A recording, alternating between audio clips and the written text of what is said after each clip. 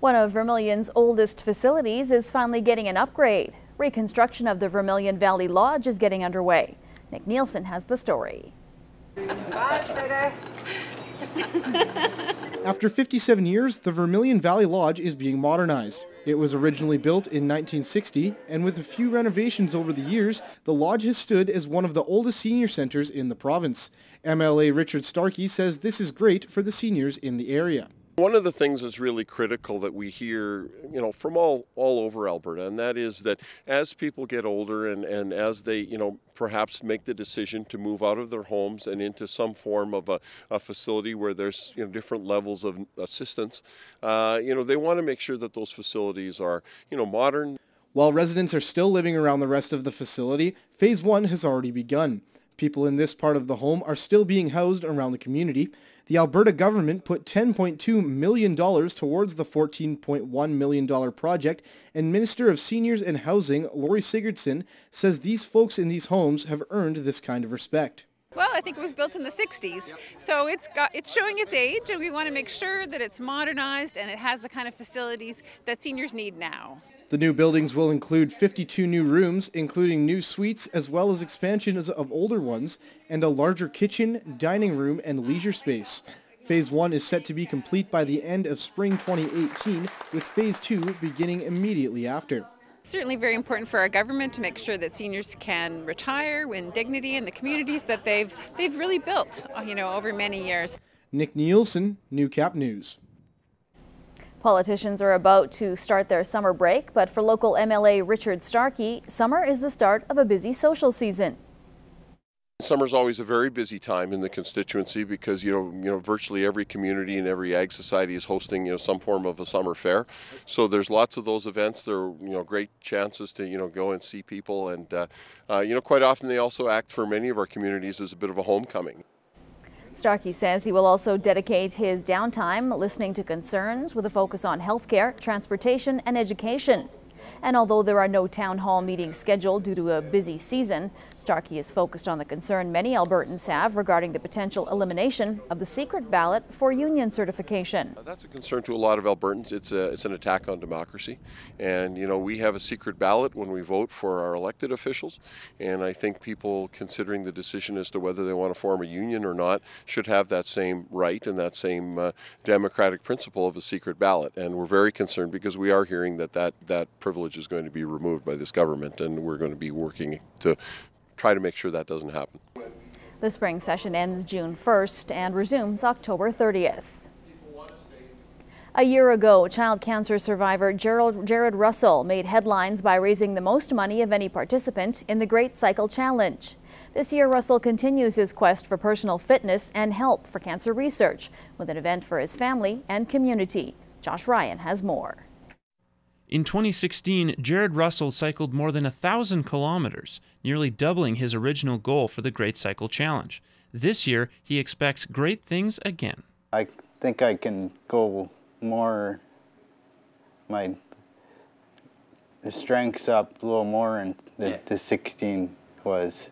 Russell begins another month traversing the border city with a charity golf tournament, kickstarting his fundraising for the Sick Kids Foundation of Canada. We're super proud of him. He's done amazing this last year, and it's just nice, like any of us, right? We all have some annual traditions, and this has now become something for him that he gets to look forward to on a yearly basis. Last year, Russell had a limited amount of time to train.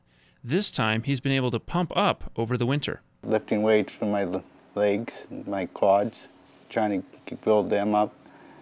That's the strength that I need for biking. His family is excited by the change in him and the changes he's trying to make for others. Not only is he getting healthier and stronger by doing it, but at the same time he's helping children with the fundraising too that need that extra help, or supporting families that my mom and dad went through when Jared was a young child. And Russell is grateful for how his family has helped him to get to where he is now. That's all I have is my family, and they're wonderful, great.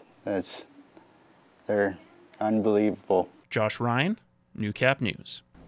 Just like we need to do a regular medical, the same is true for our furry friends. In this week's Agriculture Report, Gerard Lampow sees what it takes to do a checkup on a large animal.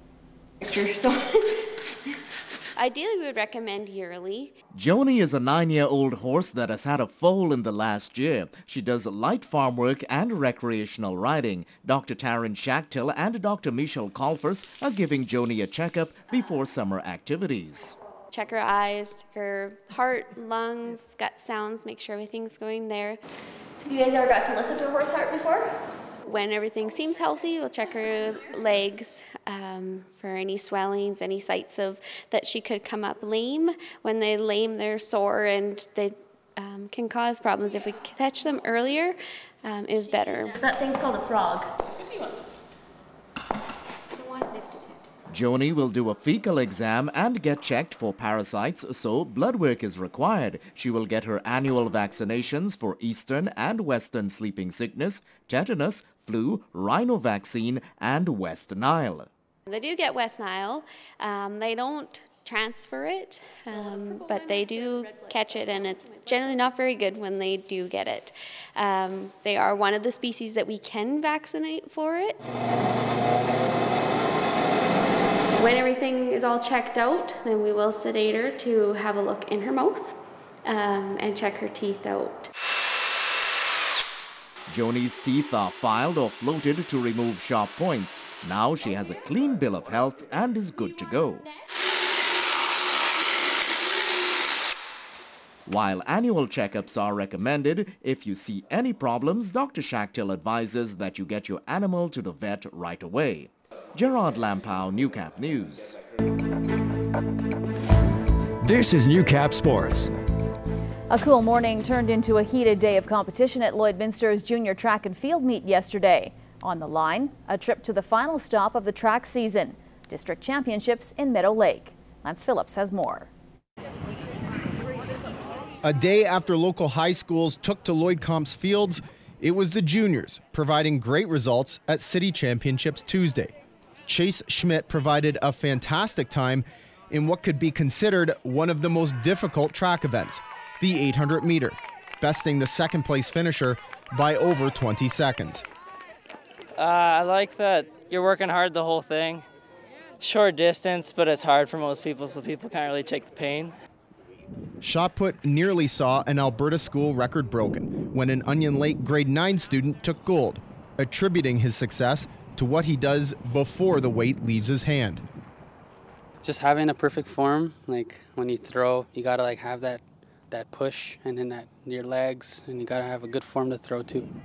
But the real performance of the day came from Darby Robertson. The ES Laird athlete provided the school with 3 golds in shot put, javelin, and discus, and just missed a 4th, finishing 2nd in Bantam girls hurdles. A nice improvement over last year's finishes. I've trained more, like I've practiced after school and in gym class more than I did last year.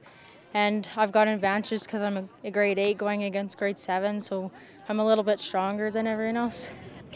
Also involved in baseball and hockey, Robertson takes sports seriously, and a lot of that comes from the lessons she receives at home.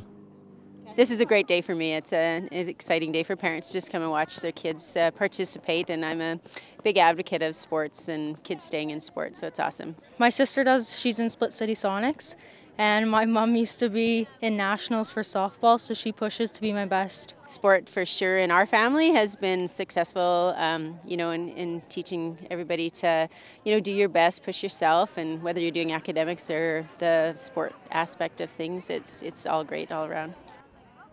Lance Phillips, Newcap Sports, Lloydminster. Minor League Baseball is back in full swing in the Border City, with the Pee Wee AA Twins looking forward to the season ahead. Brittany Matika has more. 3, 2, 1, Twins! The team has been wanting to get out onto the field since spring training began in March. It's early in their season, but head coach Dave Pirro is looking forward to what they can achieve. We're excited. We think we've got a good group of returning players and a lot of kids who've played Twins baseball before, either with us last year or they were on the A program. So we're excited. I think we have the talent to make a run at the provincial championship. Provincials for the Twins will be July 21st to 23rd. However, which side of the border will they play on? So we choose during the May and June to play in an Alberta league. It's just closer. There's lots of different teams to play, and quite a variety of different communities, to go to. It's not just playing the same couple teams all the time.